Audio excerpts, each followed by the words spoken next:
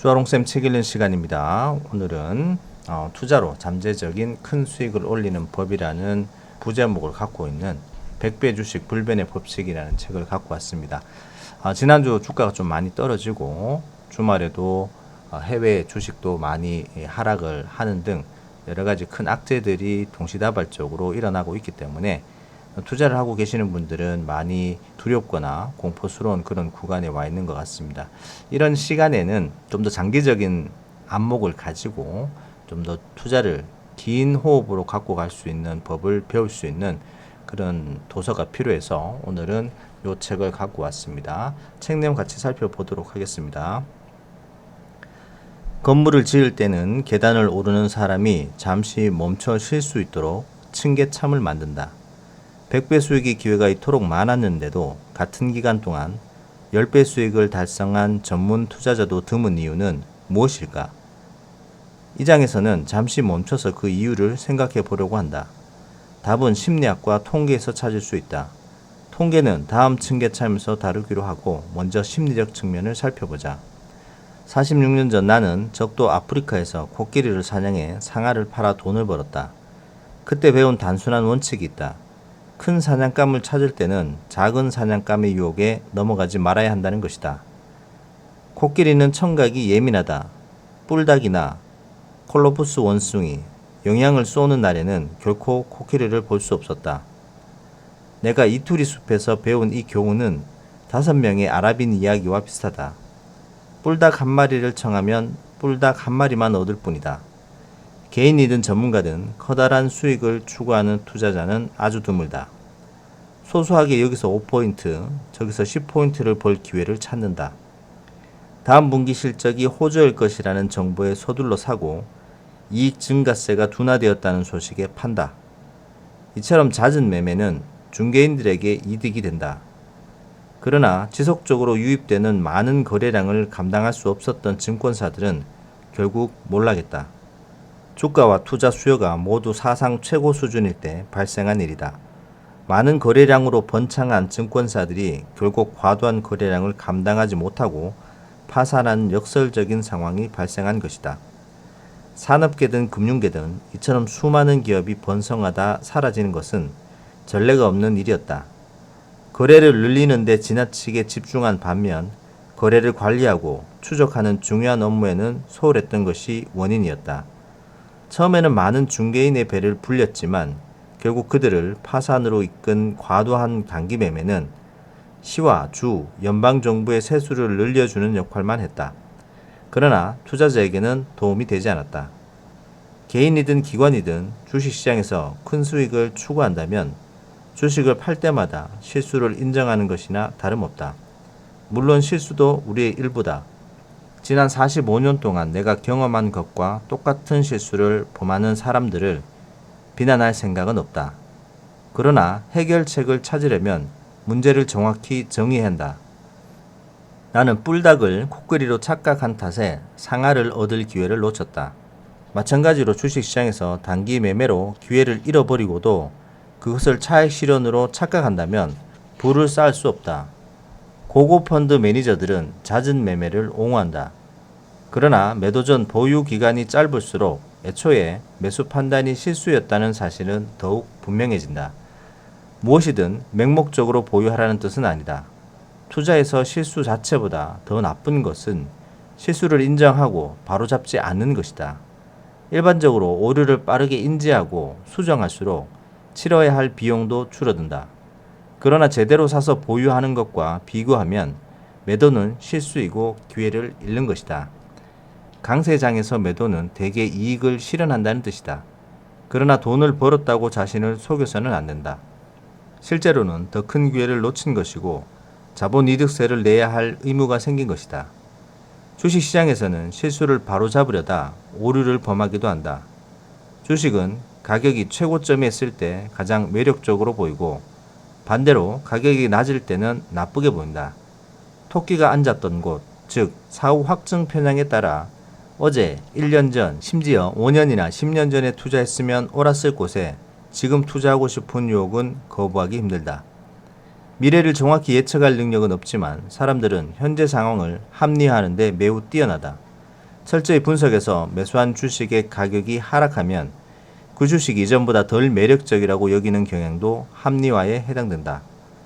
특별 할인 행사 때 소고기 새 덩어리를 구입해 냉동실에 보관하는 주부가 주식시장에서는 자기가 산 주식이 반토막 나는 것을 보고 주식을 팔아치운다. 전문 투자자도 다르지 않다. 자신보다 더 많은 정보를 아는 다른 누군가가 있다고 믿는다.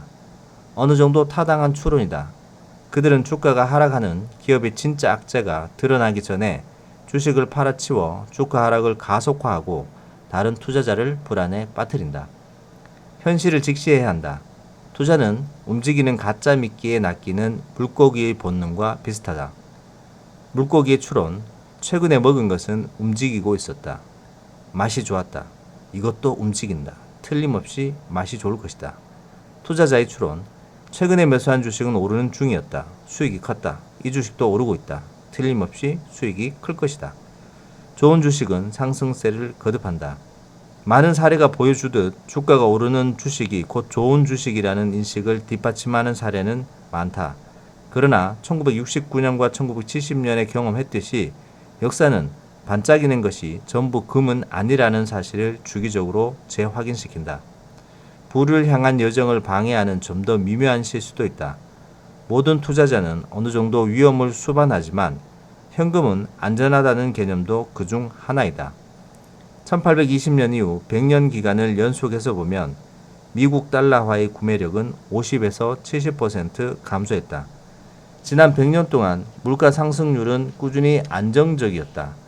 인플레이션에 대해서는 뒤에서 자세히 논의하겠다. 위험을 피하는 것이 기회를 포착하는 것보다 더 중요하다는 생각도 흔한 오류이다.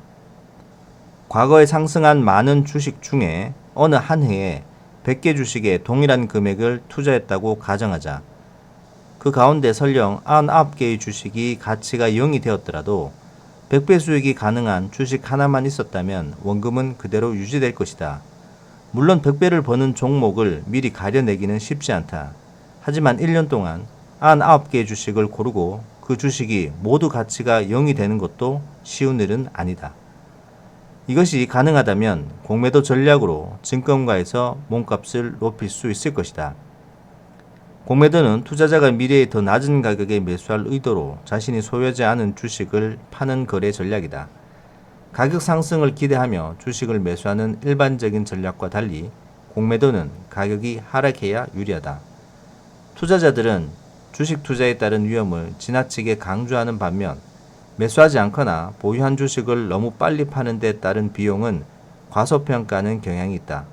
수염을 기른 노신사가 만족스럽게 웃는 얼굴 아래 너무 일찍 팔았다라고 쓰인 그림은 월스트리트에서 진부할 정도로 익숙한 이미지다. 나는 그 노신사가 불필요한 중개거래를 얼마나 많이 일으켰는지 궁금하기도 하다. 무수히 많은 투자자가 투자 외적인 이유로 투자에서 실수를 저지른다. 몇 가지만 제시하면 다음과 같다. 주가가 너무 많이 올랐어. 주식을 매도해서 자본 손실을 실현해서 자본 이득을 상쇄할 계획이다. 절세 목적이니까. 다른 주식과 달리 내가 가진 주식이 답답하고 잘 안 가. 마진콜에 응하기 위해 추가 증거금을 납부해야 한다. 또는 마진콜에 응하지 않는다.